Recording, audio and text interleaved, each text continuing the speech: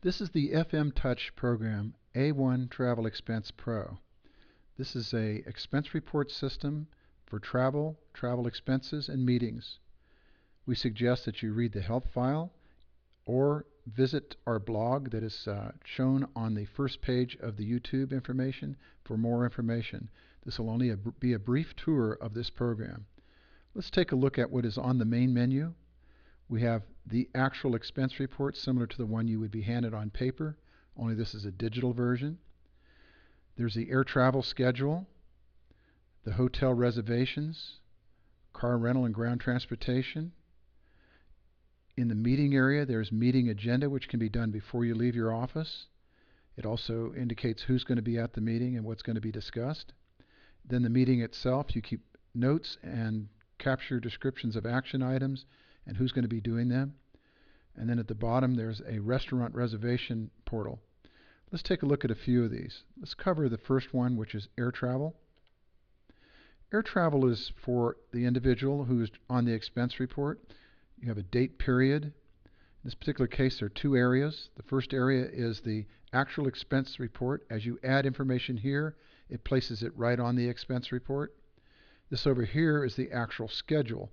This is a portal, so you can put as many as required information items in here. In this case, we have one travel, which would be the outgoing and return trips, where we're going to Denver from Phoenix.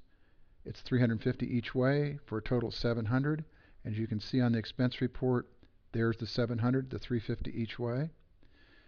There are, depending on the individual screens, there are additional pieces of information for the carrier, his email, phone, and miscellaneous information, and a text area at the bottom for adding other additional notes about this particular trip. Let's go back to the main menu. Let's take a look at the hotel reservations. The hotel reservations, once again, is for this individual and the date periods for which it's going to be. In this case, the stay is going to be in at 3 out of 11, and the dates, the location of the hotel, and the type of reservation, and the sum of the cost. As you break it down, you'll break it down by day in the actual expense report, as you would expect. And then the hotel notes, if you have notes about the hotel and expenses while you were there. For example, additional expenses might have occurred while you were there. Going back to the main menu again, let's take a look at car rental.